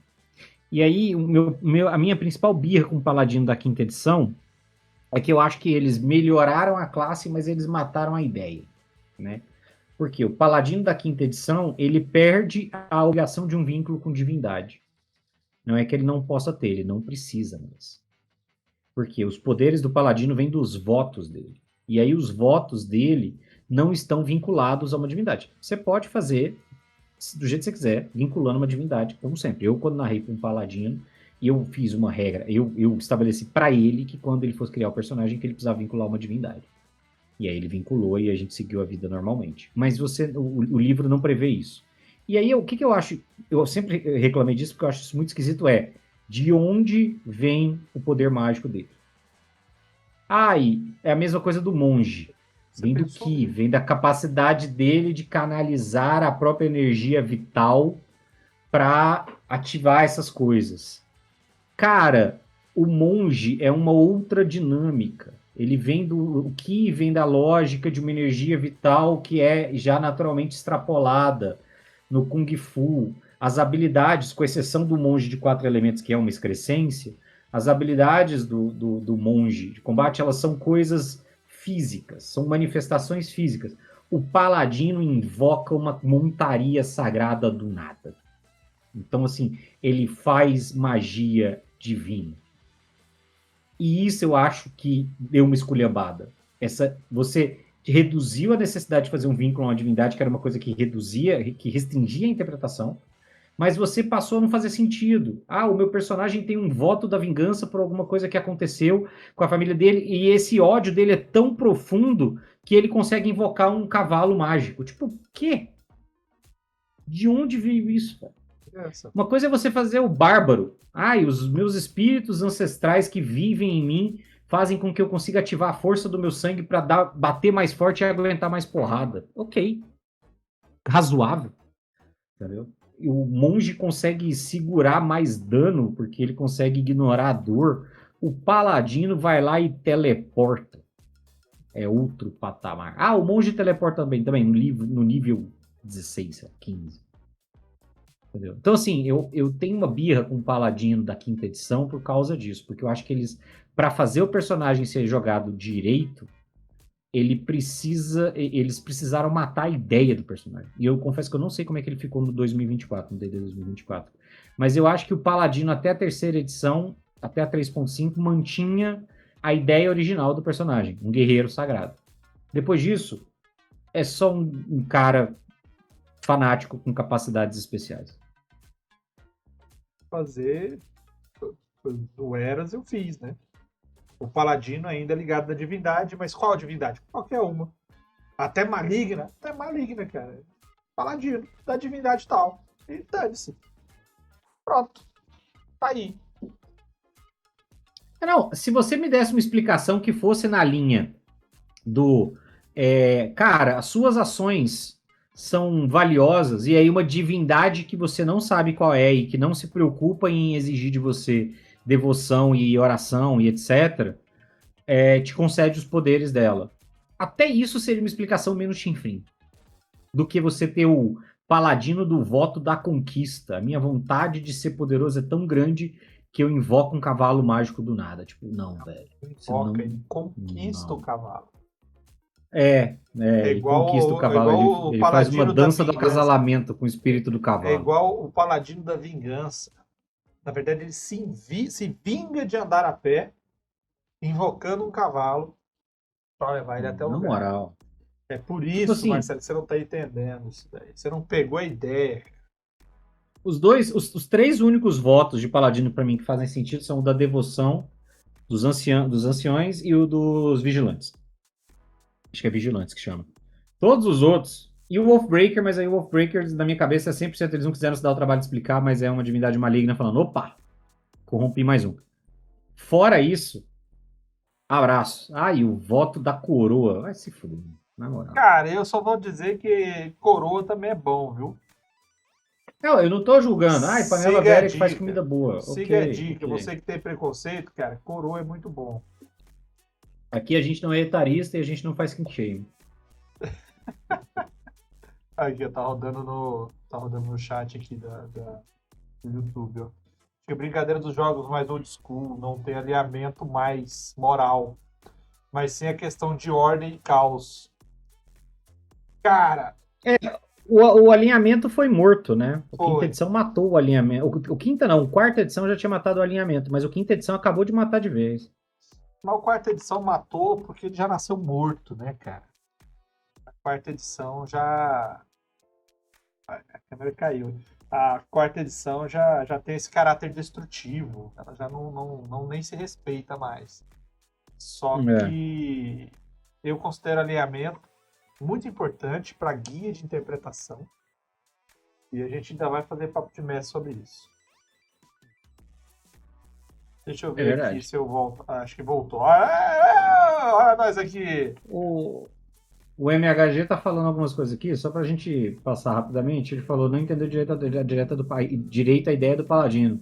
Sem que seja pra ser uma subclasse pra clérigo ou qualquer outra coisa que é encarregado de escolher. Cara, o paladino poderia ser uma subclasse de clérigo, o paladino poderia ser uma subclasse de guerreiro. Poderia.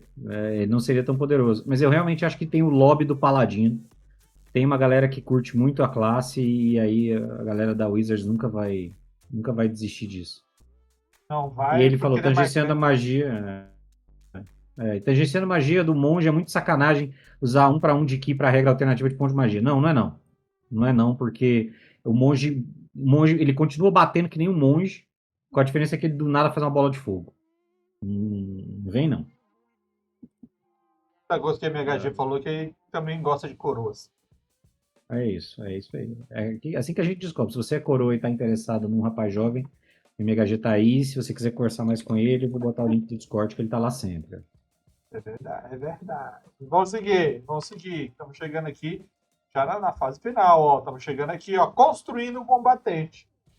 Agora, a ideia aqui é realmente construir um personagem combatente. Fazer com que as nossas ideias se convirjam em um personagem jogável. Ah, mas eu não quero jogar com esse personagem. Cara, foca na ideia, cara. Foca na ideia. Olha como que o pessoal... Marcelo é um exímio criador de personagem. E você vai ver como é que ele pensa na hora de criar um combatente. Começando por quem? Vongan, Flagelo Sombrio. O Vongan Flagelo Sombrio é o comandante do Geheimnisvolle. Geheimnisvolle foi uma organização que o Luiz criou aqui no grupo, aqui no canal, quando a gente fez um papo de mestre sobre organizações. Salvo engano, tem que conferir, mas eu acho que foi. E é uma organização que ele pensou para o cenário que eu criei da Federação de Blumchen. Então, o Geheimnisvolle são os vigilantes do Geheim, que é as montanhas de Geheim, que é uma das cordilheiras do cenário. E o Geheim tem essa característica de, por causa... juntou 2 elementos que foram o excesso de magias utilizadas na Grande Guerra da Federação e o fato de que ele já era inerentemente um local com muitos portais e muita conexão com outros planos. E aí o Geheim é um local que sofre muita intervenção de outros planos, de outros planos, não só elementais, como outros planos malignos, outros planos benignos, enfim. É um local que o Underworld é repleto de portais, a energia emana nesses lugares e contamina muitas vezes as pedras, aí entra no cenário das pedras planares, enfim. E o Geheimvolle vai surgir como uma organização voltada para proteger a federação e proteger o plano material da interferência excessiva desses outros planos. Então ele é um grupo especialmente composto por patrulheiros e paladinos, curiosamente, que é voltado para patrulhar e vigiar as montanhas e procurar as criaturas que saem desses portais e a influência específica desses portais para reduzir, para evitar. Então, em termos mais mecânicos, né, o conceito, ele é um paladino andarilho do horizonte, que é uma classe voltada para isso, né, uma subclasse voltada para impedir a influência dos outros planos. Ele é um forasteiro, porque ele é de uma geração, ele é da segunda geração do Geheimnisvolle, então ele já cresceu ali e eles são um grupo que vive espalhado em acampamentos ao redor da montanha, na própria montanha, tanto fora quanto dentro. E ele passa muito tempo dentro, então ele tem um estilo de combate de luta cegas, eu vou botar essa imagem aí porque ele passa muito tempo explorando as cavernas internas. E aí a luta cegas é uma ferramenta que é potencialmente interessante para ele. Ele tem uma função de liderança, orientação, eu coloquei ele como um comandante, ele é um patrulheiro muito experiente, mas ele já teve o período em que ele era, entre aspas, aventureiro, que ele circulou por ali. Então ele é um cara que faz esse papel de orientação porque ele é extremamente treinado em natureza, treinado nas perícias relacionadas a isso, mas ele também é um cara carismático o suficiente para liderar as pessoas e convencê-las das coisas. Então ele circula pelas cavernas, ele conhece as criaturas, ele conhece os mapas, ele conhece de cabeça os caminhos perigosos e por isso ele acaba tendo essa função de liderança, né? E aí a ferramenta interpretativa que o Vermelho sugeriu que a gente destacasse é o juramento do Geheimnisvolle, né? Então ele pertence a uma organização religiosa. Ela não é religiosa no sentido de vinculada a uma divindade, mas ela é religiosa no sentido de ter um voto específico de proteção contra outros planos, e ele tem um juramento de proteger o plano material a qualquer custo da influência de outros planos, o que inclui planos benignos, que inclui planos que seriam considerados positivos. Né? Eles são fanáticos no sentido de que a interferência excessiva de outros planos, independente da origem, independente do que é aquele plano, ela é perigosa. É um pouco daquela ideia de que se o céu está disposto a transformar a Terra em cenário de batalha contra o inferno, você que é um humano continua sofrendo por causa das intenções do céu. Então, eles não querem que os planos benignos tenham influência demais, os planos celestiais, por assim dizer, tenham influência demais no plano material, porque isso pode induzir os planos negativos a interferir cada vez mais, e aí a galera que não tem nada com isso vai ficar no meio. Então, ele tem esse juramento do Geheimnisvolle que é muito específico sobre as ameaças externas. A força dele é que ele, assim como um bom patrulheiro, conhece a região como ninguém, o que também dá a ele uma visão geral sobre a vida em outras montanhas e dentro delas. Então, mesmo que se ele for levado para outras montanhas que não o Geheim, por algum motivo que ele tenha que fazer, uma missão ou algo dessa linha, ele ainda sabe como funcionam montanhas. Ele pode demorar um pouco a se identificar ali nos túneis e tal, mas ele consegue dirimir, consegue observar riscos de desmoronamento, locais que são seguros, essas coisas, porque existem padrões de comportamento das criaturas e da geologia nesse sentido. E ele é um especialista em lidar com as aberrações, porque é um tipo frequente de criaturas que aparecem nos portais do Geheim. Como tem muita interferência de outros planos, é comum que apareçam criaturas que são aberrantes, e a região onde ele cresceu e foi treinado, era uma região em que isso acontecia com mais frequência do que as outras. Então ele é especialista em aberrações. E a fraqueza dele é muito uma fraqueza que, na verdade, normalmente seria comum em paladinos, mas ele é um cara muito fanático. Né? Ele é mais fanático sobre o Geriz, a aversão aos planos exteriores, do que o Geheimnisvolle necessariamente é, de modo que ele, por exemplo, é completamente o uso de objetos que utilizem pedras planares, que são as pedras com influência de energias de outros planos, por considerá-las uma corrupção, uma marca da corrupção do plano material, o que inclui itens mágicos que não sejam produzidos pela própria organização. Então ele só usa itens mágicos que ele produza ou que ele conheça quem está produzindo, para se certificar de que de que aquilo ali não está usando nenhuma energia indevida, está usando apenas a tradicional magia para manipulação de energias que já estejam no plano material. Então ele é um fanático, ele não é uma pessoa fácil de lidar se o assunto foi esse, mas é um cara razoavelmente, um cara com o qual você pode contar em combate.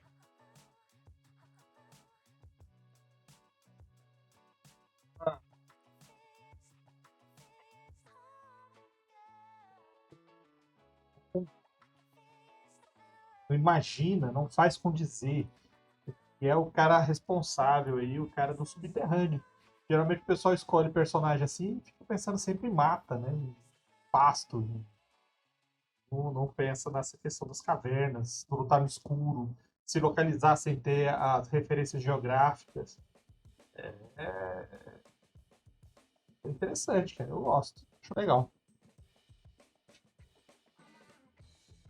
Então bora lá, Marcelo? Bora. Bora lá. Só que vamos aproveitar e fazer o seguinte, ó. Vamos aproveitar que nós estamos aqui. Hoje é um dia especial. Hoje nós estamos fazendo essa primeira transmissão simultânea aí. E eu tô vendo que tem uma galera lá no YouTube também. Tem a galera aqui na Twitch e tem a galera no YouTube. Então teve o pessoal que veio cá. Muito obrigado para todo mundo. E vamos fazer um padrão, tá? Vamos fazer essas transmissões. Só que vamos ter uns projetos aí. Então fique esperto. Queria até que antes da gente falar do próximo, nós temos um projeto que fizemos acho que no ano retrasado, ano passado nós não fizemos, né? Que é o Plot de Ouro, né? Isso. Por favor, Marcelo, você que é o cara que sabe das coisas. O Plot de Ouro é o nosso concurso cultural e o objetivo dele é a gente ajudar, estimular a comunidade a produzir plots, a pensar em plots para aventuras e campanhas que sejam interessantes. E aí a gente fez uma vez e a ideia é repetir com prêmios. Da outra vez a ideia é fazer mais ou menos a mesma coisa, que é a gente pede, as pessoas têm um tempo para criar um plot que seja bastante reduzido, tem que ser uma coisa resumível ali em 2, 3 parágrafos. A gente coloca as dificuldades, tá? Só para qualquer ideia. Eu acho que foi a gente fez, acho que era um parágrafo, né? Acho que eram 10 linhas, uma coisa assim. E aí a gente julga ao vivo. Sim. A gente faz uma anonimização. A gente faz uma anonimização ali, estabelece os critérios de julgamento e a gente julga ao vivo conforme esses critérios. E aí quem ganha. Normalmente a gente tem prêmio até o 3º lugar. E aí a gente está demorando, era para ter sido feito no final do ano passado. Eu queria que a gente tivesse conseguido organizar para anunciar antes do nosso recesso de fim de ano, para que as pessoas tivessem um fim de ano para pensar. Infelizmente não rolou, mas aí agora a gente tem essa oportunidade de fazer isso aí já para o pessoal do Clube dos Inscritos aí. Exatamente. Então já fique esperto aí que nós já lançamos o Clube dos Inscritos no YouTube e também vamos pensar em atividades especiais para essa galera que está lá. Tipo algumas coisas mais exclusivas, algumas coisas mais direcionadas. E se você estiver vendo um código de barra aí na tela, aí, um QR Code, e quiser ajudar, tá? É essa ajuda sua que garante a gente fazer esses concursos culturais, fazer essas atividades, tá? Então vai fundo aí, vai fundo, vai firme, que a gente sempre coloca aí para retorno. Porque dinheiro isso não dá não, cara. A gente faz mais porque a gente gosta mesmo. Bora então, Marcelo, pro último personagem? Bora lá. E o último personagem, Jaleu Petorto. Jaleu Petorto pode ser um guerreiro ou pode ser um bárbaro, tá? Ele é um halfling. Ele é um halfling muito audaz. Ele é um halfling muito nervoso. Eu já fiz esse personagem, já joguei com essa ideia. E ele era, na ocasião, um bárbaro. Então era um halfling bárbaro. Qual que é a ideia de você fazer um personagem assim? Primeiro, é você considerar que a capacidade combativa do seu grupo está apoiada em um halfling. Então isso aí já é uma quebra de expectativa, porque você geralmente quer pegar uma criatura maior, um cara muito forte, meio orc, ou uma outra linhagem aí que seja mais poderosa fisicamente. Só que eu resolvi, na época que eu fiz, fazer um halfling. E eu apostei nesse halfling em 2 coisas. Uma força razoável, mas uma destreza. E desse a ele certas condições, porque o foco principal desse personagem é exatamente utilizar o ambiente ao redor dele para realizar as suas manobras de combate. Então ele não era o cara que ficava só na jogo dado, dou ataque, tomo dano. Ele passava o tempo inteiro utilizando recursos para inutilizar os seus oponentes, mais do que ferir. Porque para ferir você tem que chegar perto, e para chegar perto você toma o risco de tomar na cara. Então ele usava muito cordas, laços, ganchos, bolsa de cola, straps e todos os equipamentos que a galera simplesmente ignora para o ambiente de combate. E para falar a verdade, quando o cara tava narrando, eu jogo poucas vezes, mas o mestre, quando foi narrar, ele não sabia o que fazer. Tamanha era a capacidade do personagem em utilizar esses pequenos apetrechos para dificultar a vida dos inimigos. Então os personagens grandes deles, que agarravam, que imobilizavam e tudo mais, eram personagens com defesa baixa. Então eles tomavam muito ataque de oportunidade e as bolsas de cola comiam frouxas, inutilizando, paralisando os inimigos. E até que o combate pegasse força contra nós, vamos falar assim, os inimigos mais fortes já estavam inutilizados. Então, muitos combates foram simplesmente terminados pela rendição, ao invés de combates que terminaram pela queda e zerar ponto de vida. E é um desafio interessante, porque esse tipo de personagem vai obrigar você a exercitar exatamente tudo aquilo que nós estávamos falando aqui desde o início. Você não é personagem com arco e flecha à distância. Porque o cara à distância com arco e flecha ele não precisa participar do combate, ele fica só ali de longe jogando flecha. Agora, você fazer um personagem que é mais frágil pela sua condição de tamanho, ele tem deslocamento menor, ele pode ser agarrado mais fácil, imobilizado mais facilmente. Então você tem condições que te obrigam a utilizar recursos que você não está acostumado a apostar em armas e apetrechos que não são tão comuns nas mesas. E isso é uma das coisas que eu, inclusive, luto muito quando eu narro, que é diferenciar os itens. Uma espada reta e uma espada curta, ou curva, elas não são iguais. Não é um dado de diferença do dano. Elas são feitas para coisas diferentes. Não é porque essa espada tem 20 centímetros a mais ou 15 centímetros a mais que ela só vai mudar a questão de mais um no dano. Devem existir diferenças nos equipamentos. E esse tipo de personagem vai obrigar você a procurar equipamentos e recursos que provoquem situações para te favorecer no combate. Então, preparar previamente, jogar corda ali, prender, usar cordas. Que guerreiro que usa usar cordas? Laçar o oponente, prende a corda na árvore e laça o oponente. Aí você pode puxar o cara, pô. Você pode fazer um monte de coisa que você não tá prevendo. Usar aquelas armas tipo diferentes, tipo boleadeira. Usar chicote, uma excelente arma. A galera não usa. Então, já leu o Pé Torto tem como objetivo de vida ser um grande guerreiro. Um cara que realmente vai ser reconhecido pelos seus feitos. Porém, ele é pequeno e mais frágil do que as outras pessoas. E por isso ele tem que usar inteligência e destreza como suas principais armas para ele utilizar oponentes mais fortes que ele. Eu sou suspeito para falar porque a primeira aventura que eu joguei de Eras com o Vermelho, a gente chegou a jogar aqui no canal, não, né? Já, jogou no canal. Já foi no canal, a gente só não gravou para deixar no YouTube. Né? Foi, só ficou na Twitch. Foi, pessoal aqui na Twitch. Eu me orgulho muito do conceito do personagem, porque eu já tinha jogado com... Eu gosto da ideia base do personagem, mas ele não era o Halfling. Eu resolvi fazer um Halfling depois. Que é o Bárbaro Alquimista. E aí o Eras me permitiu fazer isso. E aí eu fiz um Halfling, que era um Bárbaro Alquimista. Então ele é um Halfling com problemas de raiva, mas que ao mesmo tempo é muito inteligente, e aí ele desenvolve as poções que ele utiliza para aumentar a força dele temporariamente.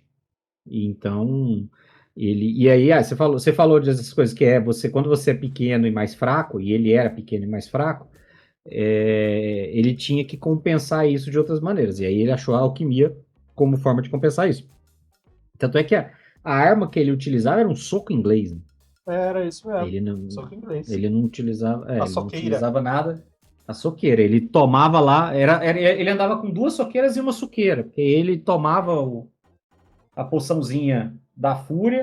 Ficava loucão. Ficava largo. E aí saía, botava o soco inglês e ia batendo até acabar o efeito da poção. Aí tá acabando o efeito da poção, toma outro, irmão. Abraço. Ele era um junkzinho. Mas era isso, a força de porrada dele era essa. Eu gostei de fazer ele como um Halfling justamente para essa subversão. Eu pensei primeiro no personagem e depois, quando eu decidi que eu queria que ele fosse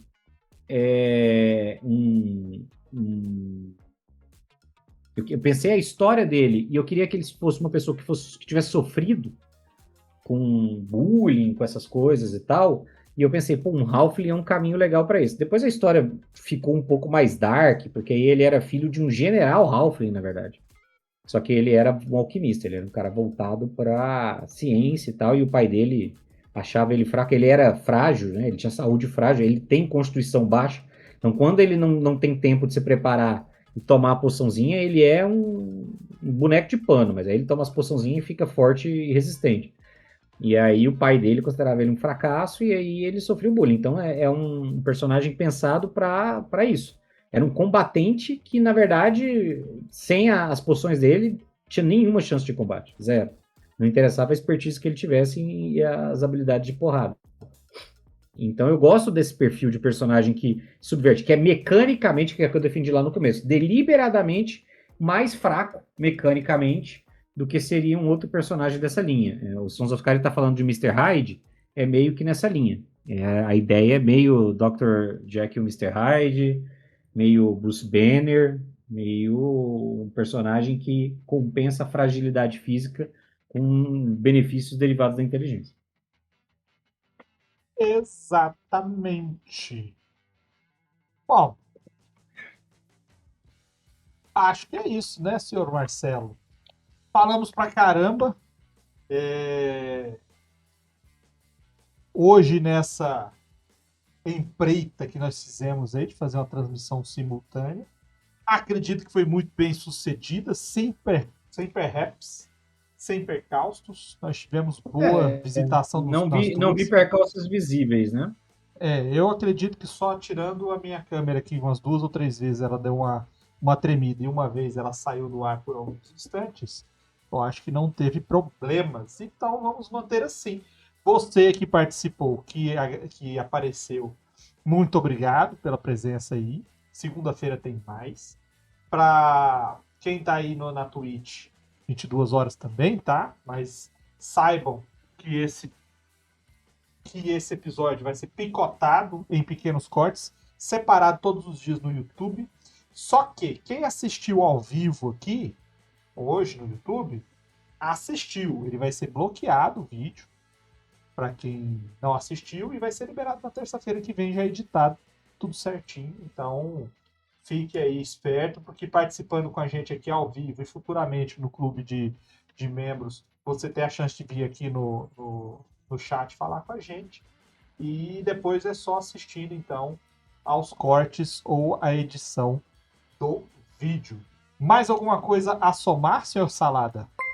É só isso. Nossa, o MHG começou a seguir a gente agora. Ele não seguia? Ele não seguia! Ele já tem 4 anos que ele tá aqui.